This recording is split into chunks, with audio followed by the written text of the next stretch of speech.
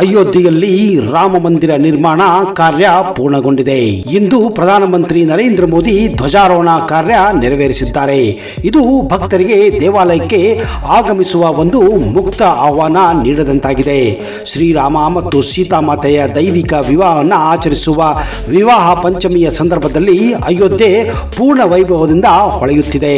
ತ್ರೇತಾಯುಗದಲ್ಲಿ ರಾಮ ಮತ್ತು ಜಾನಕಿಯ ವಿವಾಹವು ಮಾರ್ಗಶಿರ ಮಾಸದ 15ನೇ ದಿನಗಳ 5ನೇ ದಿನದಂದು ನಡೆದಿತ್ತು. ನವೆಂಬರ್ 25 ಅದೇ 5ನೇ ದಿನವನ್ನ ಇಂದಿಗೂ ಆಚರಿಸಲಾಗುತ್ತದೆ. ಪ್ರತಿ ವರ್ಷ ಹಿಂದೂ ಕ್ಯಾಲೆಂಡರ್ನಲ್ಲಿ ವಿವಾಹ ಪಂಚಮಿ ಎಂದು ಹೆಚ್ಚಿನ ಸಂಖ್ಯೆಯಲ್ಲಿ ವಿವಾಹ ದಿನಾಂಕಗಳನ್ನು ನಿಗದಿಪಡಿಸಲಾಗುತ್ತದೆ. ಈ ಧ್ವಜವು ಕೋವಿದಾರ ಮರದ ಚಿತ್ರ ಮತ್ತು ಓಂ ಚಿತ್ರವನ್ನು ಹೊಂದಿದೆ. ಕೋವಿದಾರ ಮರವನ್ನು ಅನೇಕ ಪ್ರಾಚೀನ ಗ್ರಂಥಗಳಲ್ಲಿ ಉಲ್ಲೇಖಿಸಲಾಗಿದೆ. ಇದು ಪಾರಿಜಾತ ಮರ ಮತ್ತು ಮಂದಾರ ಮರಗಳಂತೆಯೇ ಇರುವುದು. ಶತಮಾನಗಳಿಂದ ಸೂರ್ಯವಂಶ ರಾಜವಂಶದ ರಾಜರ ಧ್ವಜದ ಮೇಲೆ ಈ ಮರದ ಚಿಹ್ನೆಯನ್ನ ಚಿತ್ರಿಸಲಾಗುತ್ತದೆ.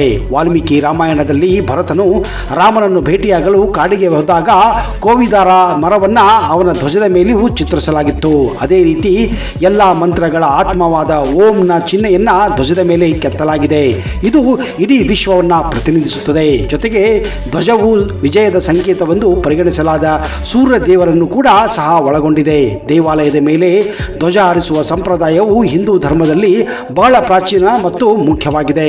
ಗರುಡ ಪುರಾಣ ಪ್ರಕಾರ ದೇವಾಲಯದ ಮೇಲೆ ಧ್ವಜ ಹಾರಿಸುವುದು ದೇವತೆಯ ಉಪಸ್ಥಿತಿಯನ್ನ ಸೂಚಿಸುತ್ತದೆ. ಗರುಡ ಹಾರುವ ಸಂಪೂರ್ಣ ಪ್ರದೇಶವನ್ನ ಪವಿತ್ರವೆಂದು ಪರಿಗಣಿಸಲಾಗುತ್ತದೆ. ದೇವಾಲಯದ ಶಿಖರದ ಮೇಲಿನ ಧ್ವಜವು ದೇವತೆಯ ಮಹಿಮೆ, ಶಕ್ತಿ ಮತ್ತು ರಕ್ಷಣೆಯ ಸಂಕೇತವೆಂದು ಧರ್ಮ ಗ್ರಂಥಗಳಲ್ಲಿ ವಿವರಿಸಲಾಗಿದೆ. 191 ಅಡಿ ಎತ್ತರದ ರಾಮ ಮಂದಿರ ಮೇಲ್ಭಾಗದಲ್ಲಿ 11 ಅಡಿ ಅಗಲ ಮತ್ತು 22 ಅಡಿ ಉದ್ದದ ತ್ರಿಕೋನಾಕಾರದ ಕೇಸರಿ ಧ್ವಜವನ್ನ ಹಾರಿಸಲಾಗಿದೆ. ಧ್ವಜದ ಮೇಲೆ ಸೂರ್ಯವಂಶಿ ಮತ್ತು ತ್ರೇತಾಯುಗದ ಚಿಹ್ನೆಗಳನ್ನು ಕೂಡ ಇರಿಸಲಾಗಿದೆ.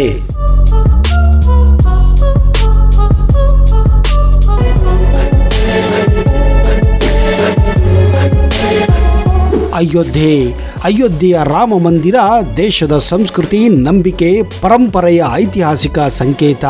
ಶತಮಾನಗಳ ಧಾರ್ಮಿಕ ದಾಸ್ಯದಿಂದ ಮೇಲೆದ್ದು ವಿಶ್ವಕ್ಕೆ ತನ್ನ ಇರುವಿಕೆಯನ್ನ ಮಗದೊಮ್ಮೆ ಪರಿಚಯಿಸುತ್ತಿರುವ ಸಂಸ್ಕೃತಿ, ಧಾರ್ಮಿಕತೆಯ ಪ್ರತೀಕವಾಗಿದ್ದರಿಂದ ರಾಮ ಮಂದಿರವು ರಾಷ್ಟ್ರ ಮಂದಿರ ಎಂದು ಕರೆಯುತ್ತಾರೆ. ಭಗವಾನ್ ಶ್ರೀರಾಮನು ಪುರುಷೋತ್ತಮನಾಗಿ, ರಾಘವನಾಗಿ, ಕೋದಂಡಪಾಣಿಯಾಗಿ ಕರ್ತವ್ಯನಿಷ್ಠೆ ಮತ್ತು ಧರ್ಮನಿಷ್ಠೆ ಏನು ಎಂಬುದನ್ನ ಲೋಕಕ್ಕೆ ಪರಿಚಯಿಸಿದ ವ್ಯಕ್ತಿತ್ವ ಮತ್ತು ದೈವಿಕತೆಯ ಗಣಿ. ಲೈಂಗಿಕ ಜೀವನದಲ್ಲಿ ಎಷ್ಟೇ ಕಷ್ಟ ಬಂದರೂ ಅದನ್ನು ಮೆಟ್ಟಿ ನಿಂತು ಎದುರಿಸಿ ಗೆಲುವನ್ನು ತನ್ನದಾಗಿಸುವ ಮುಖ್ಯ ಎಂಬುದಕ್ಕೆ ಸೂಕ್ತ ಪಾಠ ಶ್ರೀರಾಮನ ಜೀವನ ಶೈಲಿಯಾಗಿತ್ತು. ಅಂತಹ ಶ್ರೀರಾಮನಿಗೆ ಅಯೋಧ್ಯೆಯಲ್ಲಿ ಒಂದು ಭವ್ಯ ಹಾಗೂ ದಿವ್ಯ ಮಂದಿರ ಈಗ ನಿರ್ಮಾಣಗೊಂಡಿದೆ. ಈ ದೇವಸ್ಥಾನ ಇಡೀ ವಿಶ್ವದಲ್ಲೇ ಅತ್ಯಂತ ಗಟ್ಟಿಮುಟ್ಟಾದ ದೇವಸ್ಥಾನಗಳಲ್ಲಿ ಒಂದಾಗಿದೆ. ಈ ದೇವಸ್ಥಾನ ಸರಿಸುಮಾರು 1000 ವರ್ಷಗಳಿಂದ 5000 ವರ್ಷಗಳವರೆಗೆ ಗಟ್ಟಿಮುಟ್ಟಿಯಾಗಿ ನಿಲ್ಲುತ್ತದೆ ಎಂದು ದೇವಸ್ಥಾನವನ್ನು ಕಟ್ಟುತ್ತಿರುವ ಸಂಸ್ಥೆ ಭರವಸೆ ನೀಡಿದೆ. ಇದಕ್ಕೆ ಕಾರಣ ಈ ದೇವಸ್ಥಾನಕ್ಕೆ ಬಳಸಲಾಗುತ್ತಿರುವ ಕಲ್ಲುಗಳು. ಅಷ್ಟೇ ಅಲ್ಲ, ಈ ದೇವಸ್ಥಾನದ ಗರ್ಭಗುಡಿಯಲ್ಲಿ ಶ್ರೀರಾಮ ಹಾಗೂ ಸೀತಾಮಾತೆಯ ಮೂರ್ತಿಯು ಕೂಡ ಅಷ್ಟೇ ವಿಶೇಷವಾಗಿದೆ.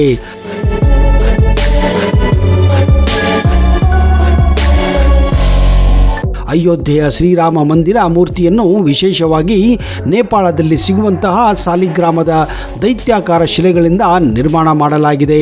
ಆದರೆ ಇಲ್ಲಿ ಪ್ರಶ್ನೆ ಬರುವುದು, ಯಾಕೆ ಈ ದೈತ್ಯಾಕಾರ ಸಾಲಿಗ್ರಾಮ ಶಿಲೆಗಳಿಂದಲೇ ಶ್ರೀರಾಮ ಹಾಗೂ ಸೀತೆಯ ವಿಗ್ರಹವನ್ನು ಕೆತ್ತಲಾಗುತ್ತಿದೆ ಎಂದು.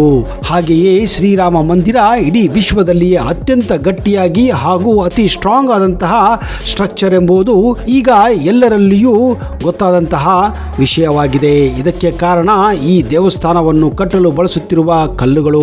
ಈ ಕಲ್ಲುಗಳು ಸಾಮಾನ್ಯ ಕಲ್ಲುಗಳಲ್ಲ, ಇವು ಅರ್ಥಕ್ವೇಕ್ ಪ್ರೂಫ್ ಆಗಿವೆ. ಈ ಕಲ್ಲುಗಳನ್ನು ಹೆಚ್ಚಾಗಿ ರಾಜಸ್ಥಾನ, ಕರ್ನಾಟಕ ಮತ್ತು ತಮಿಳುನಾಡುಗಳಿಂದ ಆಮದು ಮಾಡಿಕೊಳ್ಳಲಾಗಿದೆ. ಪ್ರತಿಯೊಂದು ಕಲ್ಲನ್ನು 4 ರಿಂದ 5 ಬಾರಿ ಪರೀಕ್ಷೆ ಮಾಡಿ ಆಮೇಲೆ ಇವುಗಳನ್ನು ಬಳಸಿ ಕೆತ್ತನೆ ಮಾಡಲಾಗುತ್ತಿದೆ.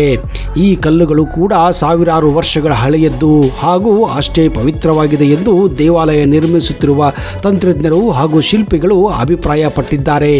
ಈ ಕಲ್ಲುಗಳು ಸರಿಸುಮಾರು 25 ಮಿಲಿಯನ್ ವರ್ಷಗಳಷ್ಟು ಹಳೆಯದ್ದು ಎಂದು ನಂಬಲಾಗಿದೆ. ನಾನು ಮೊದಲೇ ಹೇಳಿದ ಹಾಗೆ ಈ ಕಲ್ಲುಗಳು ಅತ್ಯಂತ ಪುರಾತನ ಕಲ್ಲುಗಳು ಮತ್ತು ಭೂಕಂಪ ಪ್ರತಿರೋಧಿಯಾಗಿವೆ.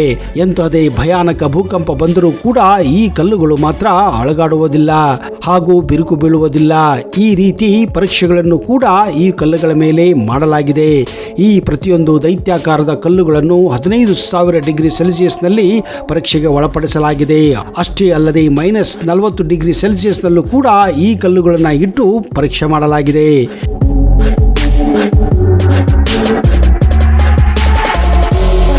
ಇದೇ ಕಾರಣ ಎಂತಹ ಭೂಕಂಪ ಬಂದರೂ ಕೂಡ ಈ ಕಲ್ಲುಗಳು ತಮ್ಮ ಇಟ್ಟ ಜಾಗದಿಂದ ಅಲುಗಾಡಲು ಸಾಧ್ಯವಿಲ್ಲ ಹಾಗೂ ಬಿರುಕು ಬೀಳಲು ಕೂಡ ಸಾಧ್ಯವಿಲ್ಲ.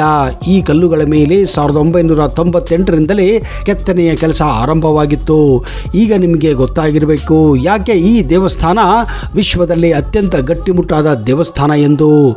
ಈಗ ಈ ದೇವಸ್ಥಾನದ ಗರ್ಭಗುಡಿಯಲ್ಲಿ ನಿರ್ಮಾಣವಾಗುತ್ತಿರುವ ಶ್ರೀರಾಮ ಹಾಗೂ ಸೀತೆಯ ಮೂರ್ತಿಯ ಬಗ್ಗೆ ಕೆಲವು ಆಶ್ಚರ್ಯಕರ ಮಾಹಿತಿಯನ್ನ ಪಡೆದುಕೊಳ್ಳೋಣ. ರಾಮ ಜನ್ಮಭೂಮಿ ಈ ದೇವಸ್ಥಾನ ಹಲವಾರು ವಾದ ವಿವಾದಗಳಿಂದ ಹೊರಹೊಮ್ಮಿ ಈಗ ಭವ್ಯ ದೇವಸ್ಥಾನ ಇಲ್ಲಿ ನಿರ್ಮಾಣವಾಗಿದೆ. ನಿಮಗೆಲ್ಲ ಗೊತ್ತಿರುವ ವಿಷಯ. ಹೌದು, ಇಂತಹ ಭವ್ಯವಾದ ದೇವಸ್ಥಾನದ ಒಳಗಡೆ ನಿರ್ಮಾಣವಾಗುತ್ತಿರುವ ಸೀತಾರಾಮನ ಮೂರ್ತಿ ಅಂತಿಂತ ಕಲ್ಲಿನಿಂದ ಮಾಡಲಾಗಿಲ್ಲ.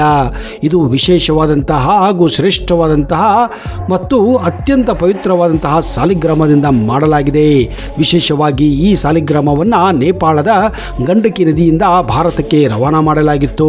ನಿಮಗೆಲ್ಲ ಗೊತ್ತಿರುವ ಹಾಗೆ ಪರಿಶುದ್ಧವಾದಂತಹ ಸಾಲಿಗ್ರಾಮಗಳು ಸಿಗುವಂತಹ ಒಂದೇ ಒಂದು ಜಾಗ, ಅದುವೇ ನೇಪಾಳದ ಪವಿತ್ರ ನದಿ ಗಂಡಕಿ ನದಿ. ವಿಷ್ಣುವಿಗೆ ಸಾಲಿಗ್ರಾಮವೆಂದರೆ ಅತ್ಯಂತ ಪ್ರೀತಿಗೆ ಪಾತ್ರವಾದಂತಹ ಕಲ್ಲಾಗಿದೆ. ಶ್ರೀರಾಮ ಕೂಡ ವಿಷ್ಣುವಿನ ಅವತಾರವೇ. ಇದೇ ಕಾರಣ ಶ್ರೀರಾಮನ ಮೂರ್ತಿಯನ್ನ ಸಾಲಿಗ್ರಾಮದ ಕಲ್ಲಿನಿಂದಲೇ ಕೆತ್ತಲಾಗಿದೆ. ಈ ಸಾಲಿಗ್ರಾಮ ಕಲ್ಲನ್ನ ನೇಪಾಳದಿಂದ ರವಾನೆ ಮಾಡುವಾಗ ಭಾರತದ ಹಲವಾರು ನಗರಗಳ ಮೂಲಕ ಈ ಬೃಹದಾಕಾರ ಬಂಡೆಗಳು ಹಾದು ಬಂದಿವೆ. ಈ ಸಂದರ್ಭದಲ್ಲಿ ಹಲವಾರು ಲಕ್ಷಾಂತರ ರಾಮನ ಭಕ್ತರು ಈ ಶಿಲೆಗಳನ್ನು ಅಂದರೆ ಸಾಲಿಗ್ರಾಮ ಶಿಲೆಗಳನ್ನ ಪ್ರತಿಯೊಂದು ಪಟ್ಟಣದಲ್ಲಿ ಗ್ರಾಮಗಳಲ್ಲಿ ಪೂಜೆ ಮಾಡಿ ದರ್ಶನ ಪಡೆದಿದ್ದಾರೆ.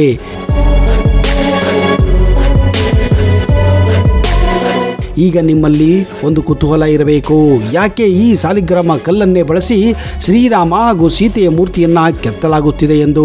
ಸ್ನೇಹಿತರೆ, ನಿಮಗೆಲ್ಲ ಗೊತ್ತಿರುವ ಹಾಗೆ ಹೆಚ್ಚಾಗಿ ದೇವರ ಮೂರ್ತಿಗಳನ್ನ ಸಾಲಿಗ್ರಾಮ ಶಿಲೆಯಲ್ಲಿಯೇ ಕೆತ್ತಲಾಗುತ್ತದೆ. ಯಾಕಂದ್ರೆ ಇವು ಭೂಮಿಯ ಮೇಲೆ ಸಿಗುವಂತಹ ಅತ್ಯಂತ ಅಪರೂಪದ ಹಾಗೂ ಪವಿತ್ರವಾದ ಕಲ್ಲುಗಳು. ಅಷ್ಟೇ ಅಲ್ಲದೆ ಈ ಕಲ್ಲುಗಳಿಗೆ ಯಾವುದೇ ರೀತಿಯ ಹವಾಮಾನ ವೈಪರ್ಯದಿಂದ ಯಾವುದೇ ರೀತಿ ಹಾನಿ ಕೂಡ ಆಗುವುದಿಲ್ಲ. ಇದೇ ಕಾರಣ ಇಂತಹ ವಿಗ್ರಹಗಳು ಸಾವಿರಾರು ವರ್ಷಗಳ ಕಾಲ ಅತ್ಯಂತ ಆಕರ್ಷಕವಾಗಿ ಉಳಿದುಕೊಳ್ಳುತ್ತವೆ. ಶ್ರೀರಾಮ ಹಾಗೂ ಸೀತೆಯ ಮೂರ್ತಿಯನ್ನು ಕೆತ್ತಲು ಬಳಸಲಾದಂತಹ ಕಲ್ಲುಗಳಿಗಾಗಿ ಭಾರತಾದ್ಯಂತ ಹಾಗೂ ಸುತ್ತಮುತ್ತಲಿನ ದೇಶಗಳಲ್ಲಿಯೂ ಕೂಡ ಹಲವಾರು ವರ್ಷಗಳಿಂದ ಅನ್ವೇಷಣೆ ನಡೆಸಲಾಗಿತ್ತು. ಕರ್ನಾಟಕ, ತಮಿಳುನಾಡು, ಮಹಾರಾಷ್ಟ್ರ, ರಾಜಸ್ಥಾನ ಮುಂತಾದ ರಾಜ್ಯಗಳಲ್ಲಿಯೂ ಕೂಡ ತಜ್ಞರು, ಶಿಲ್ಪಿಗಳು, ಅರ್ಚಕರು ಹಲವಾರು ಕಲ್ಲುಗಳನ್ನು ಪರಿಶೀಲನೆ ಮಾಡಿದ್ದರು. ಆದರೆ ಎಲ್ಲ ಪರೀಕ್ಷೆಯಲ್ಲಿಯೂ ಪಾಸ್ ಆಗಲು ಕೊನೆಗೆ ಅವರಿಗೆ ಸಿಕ್ಕಿದ್ದೇ ನೇಪಾಳದ ಗಂಡಕಿ ನದಿ ಬಳಿ ಇದ್ದಂತಹ ಸುಮಾರು ಲಕ್ಷಕ್ಕಿಂತಲೂ ಹೆಚ್ಚು ಕಾಲ ವರ್ಷ ಹಳೆಯದಂತಹ ಈ ಸಾಲಿಗ್ರಾಮ ಶಿಲೆ. ಈ ಸಾಲಿಗ್ರಾಮ ಶಿಲೆಗಳು ವಿಶ್ವಾದ್ಯಂತ ಹಲವಾರು ಜಾಗಗಳಲ್ಲಿ ಸಿಗುತ್ತವೆ. ಆದರೆ ನೇಪಾಳದ ಗಂಡಕಿ ನದಿ ಬಳಿ ಸಿಗುವಂತಹ ಈ ಶಿಲೆ ಅತ್ಯಂತ ವಿಶೇಷವಾಗಿದೆ. ಕಾರಣ ಈ ಶಿಲೆಗಳ ಮೇಲೆ ವಿಷ್ಣುವಿನ ಸುದರ್ಶನ ಚಕ್ರದ ಹಾಗೆ ಮೂಡಿರುವ ಚಿಹ್ನೆಗಳನ್ನು ನೀವು ಕಾಣಬಹುದು. ಇದೇ ಕಾರಣ ವಿಶೇಷವಾಗಿ ಈ ಜಾಗದಲ್ಲಿ ದೊರೆತಂತಹ 2 ದೈತ್ಯಾಕಾರದ ಸಾಲಿಗ್ರಾಮ ಶಿಲೆಗಳನ್ನು ಹಲವಾರು ರೀತಿ ಪರೀಕ್ಷೆ ಮಾಡಿ ಕೊನೆಗೆ ಇವುಗಳನ್ನು ಬಳಸಲು ತಂತ್ರಜ್ಞರು ಹಾಗೂ ಶಿಲ್ಪಿಗಳು ನಿರ್ಧಾರ ಮಾಡಿದ್ದರು. ಈ ಒಂದು ಪ್ರಕ್ರಿಯೆ ನಡೆಯಲು ಸರಿಸುಮಾರು 3.5 ವರ್ಷಗಳ ಕಾಲ ಹಿಡಿದಿವೆ.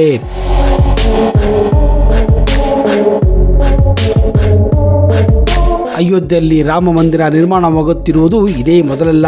ಹಿಂದೆಯೂ ಕಟ್ಟಿ ಕೆಡವಿ ಕಟ್ಟಲಾಗಿದೆ ಎಂದು ಇತಿಹಾಸ ಹೇಳುತ್ತದೆ. ಆದಿಪುರುಷ ಶ್ರೀರಾಮನ ಅಯೋಧ್ಯೆಯು ವರ್ಣನೆಗೂ ನಿಲುಕದ ಸುಭಿಕ್ಷ ನೆಲೆ. ಕಲೆ, ಸಂಸ್ಕೃತಿ, ಖುಷಿ, ವಿಶ್ವಾಸ, ಆನಂದದ ವೈಭವಯುತ ರಾಮರಾಜ್ಯವಾಗಿತ್ತು.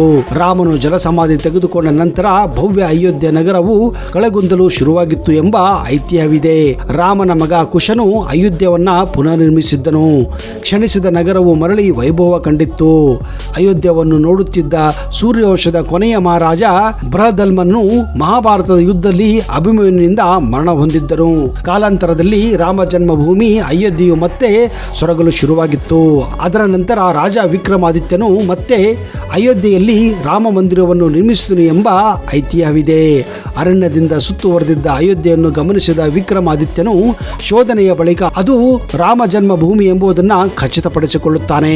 ಋಷಿ ಮುನಿಗಳಿಂದ ಸ್ಥಳದ ಮಹಿಮೆಯನ್ನು ತಿಳಿದು ಭವ್ಯವಾದ ಮಂದಿರ ಮತ್ತು ಸುತ್ತಲಿನ ಪ್ರದೇಶವನ್ನು ಅಭಿವೃದ್ಧಿಪಡಿಸಿದ್ದನು. ಅದರ ನಂತರ ಗುಪ್ತರ ಕಾಲದಲ್ಲಿ ಅಯೋಧ್ಯೆ ರಾಮ ಮಂದಿರ ಸುಭಿಕ್ಷೆಯಲ್ಲಿತ್ತು. ಅಲ್ಲಿಂದ ಹಲವರ ಕಾಳಜಿ ಇಲ್ಲದ ರಾಮ ಮಂದಿರವು 14ನೇ ಶತಮಾನದಲ್ಲಿ ಅಪಾಯಕ್ಕೆ ಒಳಗಾಗಿತ್ತು.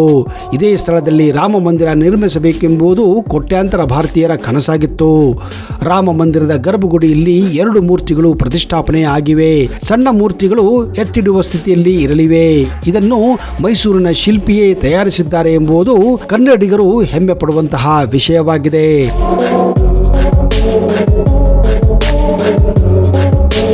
ಸ್ನೇಹಿತರೆ, ನೀವು ನಿಜಕ್ಕೂ ಶ್ರೀರಾಮನ ಭಕ್ತರಾಗಿದ್ದಲ್ಲಿ ಒಂದಿಲ್ಲ ಒಂದು ದಿವಸ ಅಯೋಧ್ಯೆಗೆ ಹೋಗಿ ಈ ಭವ್ಯವಾದ ಹಾಗೂ ದಿವ್ಯ ಮಂದಿರವನ್ನು ನೋಡಿ ಪುನೀತರಾಗಬಹುದು. ಒಂದು ವೇಳೆ ನಿಮಗೆ ಈ ವಿಡಿಯೋ ಇಷ್ಟ ಆದಲ್ಲಿ ಕಮೆಂಟ್ ಬಾಕ್ಸಲ್ಲಿ ಜೈ ಶ್ರೀರಾಮ್ ಎಂದು ಬರೆಯಿರಿ. ಅಲ್ಲಿಯವರೆಗೆ ಜೈ ಹಿಂದ್, ಜೈ ಕರ್ನಾಟಕ. ನಿಮಗೆಲ್ಲ ಶುಭವಾಗಲಿ.